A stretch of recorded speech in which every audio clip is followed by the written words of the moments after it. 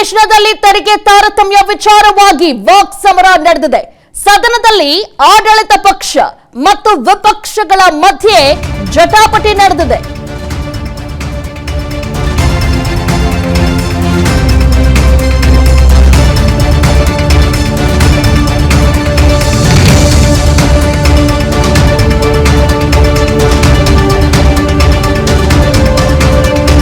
ಇವತ್ತು ಸದನದಲ್ಲಿ ಆಡಳಿತ ಮತ್ತು ವಿಪಕ್ಷಗಳ ಮಧ್ಯೆ ಜಟಾಪಟಿ ನಡೆದಿದೆ. ತೆರಿಗೆ ಬಗ್ಗೆ ಮೋದಿ ನೀಡಿದ ಹೇಳಿಕೆಯನ್ನ ಸಿದ್ದರಾಮಯ್ಯ ಅವರು ಪ್ರಸ್ತಾಪಿಸಿದ್ದಾರೆ. ನಾವು ಕೇಳಿದ್ರೆ ಕಾಂಗ್ರೆಸ್ನಿಂದ ದೇಶ ವಿಭಜನೆ ಅಂತ ಹೇಳ್ತಾರೆ. ನಮ್ಮ ರಾಜ್ಯದಿಂದ ತೆರಿಗೆ ವಸೂಲಿ ಮಾಡಬೇಡಿ, ನಮಗೂ ಏನು ಕೊಡಬೇಡಿ. ನರೇಂದ್ರ ಮೋದಿ ಗುಜರಾತ್ ಸಿಎಂ ಆಗಿದ್ದಾಗ ಏನ್ ಹೇಳಿದ್ರು? ಇದನ್ನೇ ಹೇಳಿದ್ದು, ನಮ್ಮ ರಾಜ್ಯದಿಂದ ತೆರಿಗೆ ವಸೂಲಿ ಮಾಡಬೇಡಿ, ನಮಗೆ ಏನು ಕೊಡಬೇಡಿ ಅಂತ. ಈ ಮಾತನ್ನ ಗುಜರಾತ್ ಸಿಎಂ ಆಗಿದ್ದಾಗ ಮೋದಿ ಹೇಳಿದ್ರು. ತೆರಿಗೆ ಅನ್ಯಾಯ ಆಗ್ತಿದೆ ಅಂತ ಡಿ.ಕೆ. ಸುರೇಶ್ ಹೇಳಿದ್ರು ಅಷ್ಟೇ ಅಂತ ಸಿಎಂ ಸಿದ್ದರಾಮಯ್ಯ ಅವರು ವಾಗ್ದಾಳಿ ನಡೆಸಿದ್ದಾರೆ. ನಾವು ಕೇಳಿದ್ರೆ ನರೇಂದ್ರ ಮೋದಿ ಅವರು ಹೇಳ್ತಾರೆ, ಪ್ರಧಾನಮಂತ್ರಿಗಳು, ನಮ್ಮ ದೇಶದ ಪ್ರಧಾನಮಂತ್ರಿಗಳು ಹೇಳ್ತಾರೆ, ಈ ಕಾಂಗ್ರೆಸ್ನವರು ದೇಶ ವಿಭಜನೆ ಮಾಡಕ್ ಹೊರಟ್ಬಿಟ್ಟಿದ್ದಾರೆ. ನಾವು ಹೋಗಿ ಪ್ರತಿಭಟನೆ ಮಾಡಿದ್ರೆ, ಡೆಲ್ಲಿನಲ್ಲಿ ಹೋಗಿ ಪ್ರತಿಭಟನೆ ಮಾಡಿದ್ರೆ, ಅದೇ ಪ್ರೈಮ್ ಮಿನಿಸ್ಟರ್ ನರೇಂದ್ರ ಮೋದಿ ಅವರು ಗುಜರಾತ್ ಚೀಫ್ ಮಿನಿಸ್ಟರ್ ಆಗಿದ್ದಾಗ ಏನು ಹೇಳಿದ್ರು ಸರ್? ಒಂದ್ ನಿಮಿಷ ಸರ್. ಹಾಗೇನ್ ಹೇಳಿದ್ರು? ಅವರೆಲ್ಲ ನನ್ ಕೇಳ್ಬೇಕು.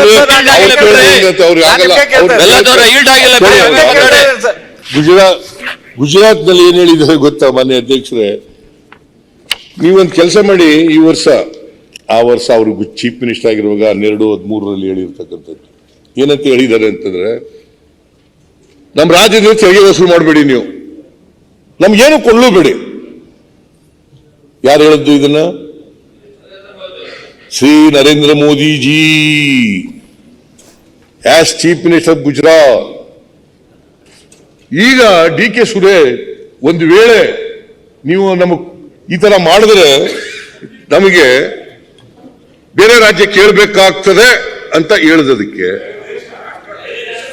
ಇವರು ಕೇಳೋದಕ್ಕೆ ಏನಂತ ಹೇಳ್ಬೇಕು? ನೀವು ತೆರಿಗೆನೇ ವಸೂಲು ಮಾಡಬೇಡಿ ಗುಜರಾತಿಂದ,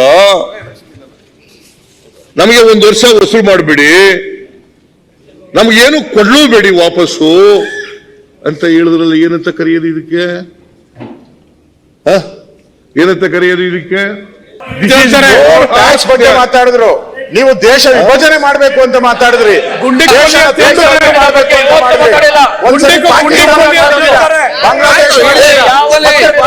ತುಂಡು ಮಾಡಕ್ ಅವರು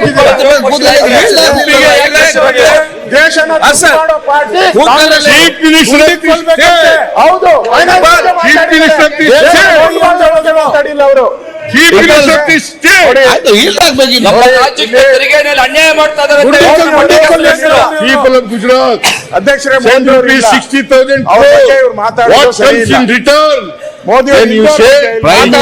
ಮಾತಾಡಿದ್ರು. ಅಲ್ಲಿ ಹೋಗಿ ಮಾತಾಡ್ಬೇಕಾಯ್ತು. ಅಲ್ಲಿ 44 ಜನ ಹೊಡಿತಾ ಇದ್ದಾರೆ ಪಾರ್ಲಿಮೆಂಟ್. ಹೇಗೆ ಮಾತಾಡ್ತಿದ್ದು? ಯಾಕೆ ಅರ್ಥ ಉಂಟು ಮಾತಾಡೋಕೆ? ಭಯ ಅಂತಾರೆ. ಆಯ್ತು, ಮತ್ತೆ ಮಾತಾಡಿ.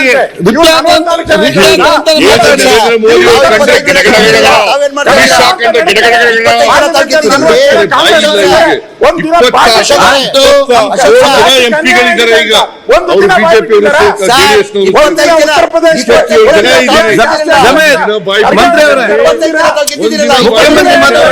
25 ಜನ ಎಂಪಿ ಗೆದ್ದವ್ರೆ.